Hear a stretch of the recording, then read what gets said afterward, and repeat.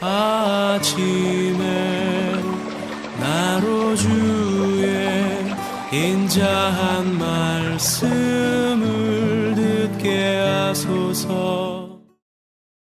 성도 여러분 안녕하세요. 월요일입니다. 오늘도 하나님의 사랑이 여러분들의 삶의 자리에 가득하기를 간절히 소망합니다. 말씀 한 국 봅니다. 마태복음 23장 13절부터 24절까지의 말씀을 봉독해 드립니다. 화 있을진저 외식하는 서기관들과 바리새인들이여, 너희는 천국 문을 사람들 앞에서 닫고 너희도 들어가지 않고 들어가려 하는 자도 들어가지 못하게 하는도다. 화 있을진저 외식하는 서기관들과 바리새인들이여, 너희는 교인 한 사람을 얻기 위하여 바다와 육지를 두루 다니다가 생기면 너희보다 배나 더 지옥 자식이 되게 하는도다. 화 있을진저 눈먼 인도자여, 너희가 말하되 누구든지 성전으로 맹세하면 아무 일 없거니와 성전에 금으로 맹세하면 지킬지라 하는도다. 어리석은 맹인들이여, 어느 것이 크냐? 그 금이냐? 그 금을 거룩하게 하는 성전이냐?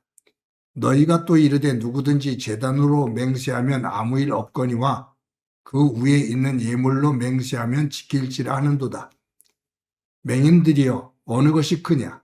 그 예물이냐? 그 예물을 거룩하게 하는 제단이냐?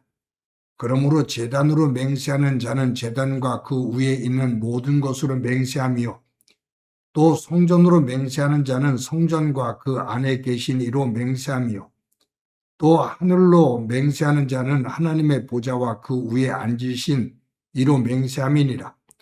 화 있을진저 외식하는 서기관들과 바리새인들이여, 너희가 박하와 회향과 근처의 11조를 들이되 율법에 더 중한 바 정의와 긍휼과 믿음은 버렸도다.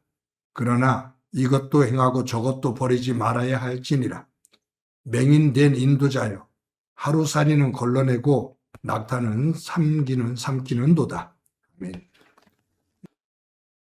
마태복음 23장 내용은 율법을 가르치는, 또 율법을 연구하는 서기관들과 바리새인들을 향해서 예수님께서 경고하시는 말씀이 기록되어 있습니다.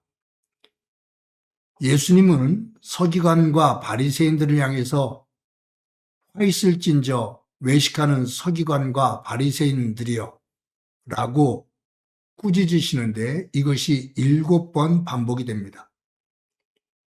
화 있을진저 외식하는 서기관과 바리새인들이여, 이것이 7번 반복되면서 예수님께서 이들을 하나하나 그들의 외식하는 내용이 무엇인지, 무엇가 이들에게 걸림돌인지 그 부분을 말씀하고 계십니다. 예수님께서 이 서기관과 바리새인들을 꾸짖으시면서 3절에서 이렇게 말씀하셨습니다. 오늘 본문 위에 있는 주일날 큐티했던 내용인데 3절에 그러므로 무엇이든지 그들이 말하는 바는 행하고 지키되 그들이 하는 행위는 본받지 말라. 그들은 말만 하고 행하지 아니하며. 그러니까 이 서기관과 바리새인들의 큰 문제는 뭐냐 하면 하나님의 말씀을 잘 해석하고 잘 가르칩니다. 그런데 가르치기는 가르치는데 그들은 가르치는 내용대로 살지는 않습니다. 가르치는 것만 하고 자신들은 하나님의 말씀과 별개의 삶을 삽니다. 언행이 불일치하는 거죠. 귀한 하나님의 말씀을 가르치는데 자신들은 그렇게 안 살아요. 그러니까 겉과 속이 다른 겁니다. 그래서 예수님이 이 외식하는 자들아, 즉 속과 겉이 다르다 그 말이에요. 말씀을 읽다 보면 이 바리새인들은 변문의 띠를 다른 사람들보다 넓게 했다 그 말이죠. 테필린이라고 그러죠.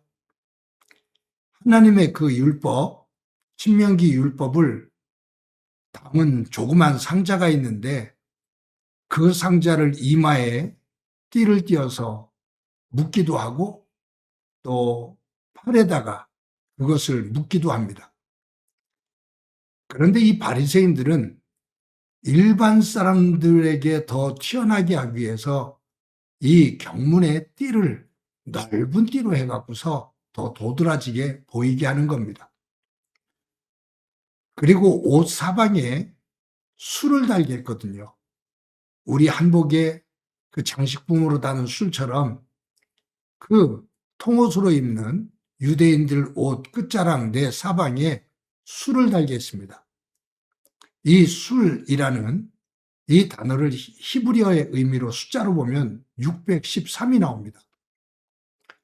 즉 율법이 613가지거든요. 그러니까 백성들이 옷을 입고 어디를 가든 너희들이 거하는 그곳은 하나님의 말씀이 실행되는 곳이어야 된다라는 것을 가르치기 위해서 하나님께서 옷에 술을 달게 했습니다. 그런데 바리새인들은 이 술을 일반 사람들보다 훨씬 크게 하는 거예요. 그래서 자신들이 바리새인이라는 것을 남들이 보면 알도록, 확연하게 알도록 경문의 띠도 넓게 하고, 그리고 옷에 거는 다는 술도 크게 만들어서 달고 합니다. 남들을 가르치면서 어디든지 높은 자리, 인정받는 자리에 앉습니다. 남들을 가르치는 사람으로서 누릴 수 있는 모든 권리는 다 누립니다. 그런데 백성들에게 삶으로 본을 보이지는 않습니다.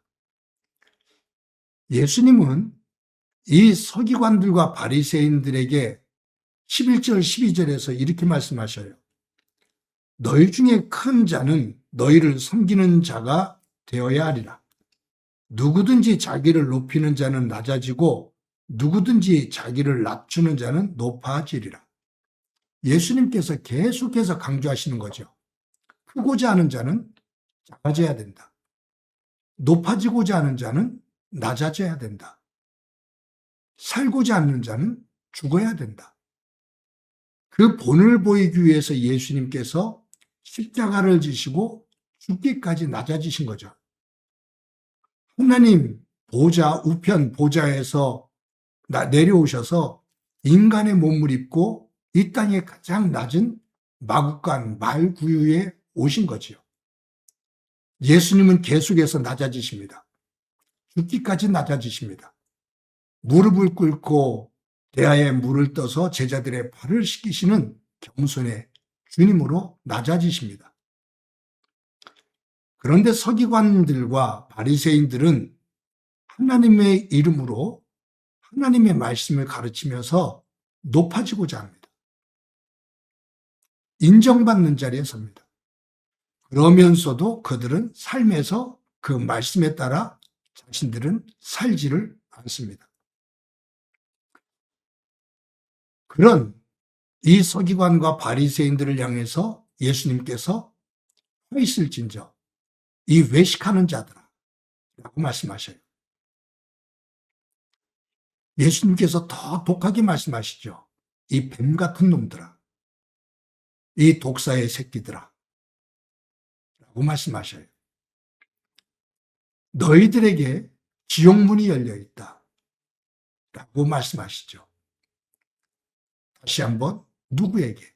이스라엘 백성들에게 말씀을 가르치는 서기관과 바리새인들에게 예수님께서 하나님의 아들이신 예수님께서 호통을 치시는 내용입니다. 삶이 본이 되질 않는다 그 말이에요.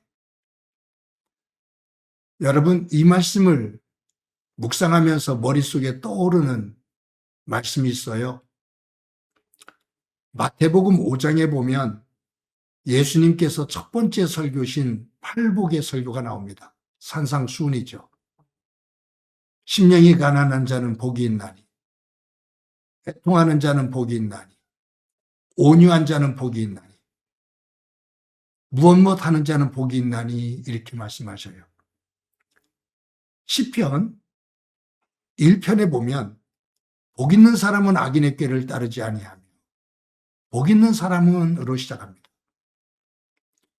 예수님께서 서기관과 바리새인들을 향해서 화 있을진저, 화 있을진저, 화 있을진저 7번을 말씀하시죠. 화 있을진저 외식하는 서기관과 바리새인들아 라고 말씀하셔요. 그런데 한쪽에서는 심령이 가난한 자 복이 있다. 복 있는 자는 악인의 꾀를 쫓지 않는다.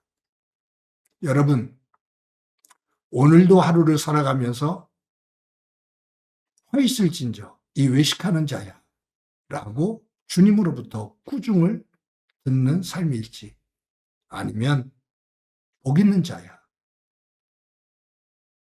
복 있는 자는 이라고 말씀하시는 하나님의 칭찬이 있는 삶인지 우리를 돌아보고 저와 여러분이 서기관과 바리새인과 같은 삶이 아니라 예수님께서 칭찬하시는 삶의 자리에 설 수 있는 그 신실한 믿음의 사람이 되어지기를 주님의 이름으로 간절히 축원합니다. 한번 기도합니다. 하나님 감사합니다. 오늘도 귀한 날 주신 것 감사합니다. 화 있을진저 외식하는 서기관과 바리새인들아, 주님께서 7번이나 꾸중을 반복하시며 서기관과 바리새인들에게 호통을 치고 계신데, 이 호통의 말씀이 나를 향한 것은 아닌지 돌아보게 하옵소서. 말씀 안에서 바르게 서서 심령이 가난한 자는 복이 있다. 복 있는 자는 악인의 꾀를 따르지 아니한다. 우리를 향해 복의 사람으로 칭찬하시는 주님의 음성을 듣는 진실한 믿음의 사람 되게 하옵소서. 오늘도 함께해 주시리라 믿고 예수님의 이름으로 기도드립니다. 아멘.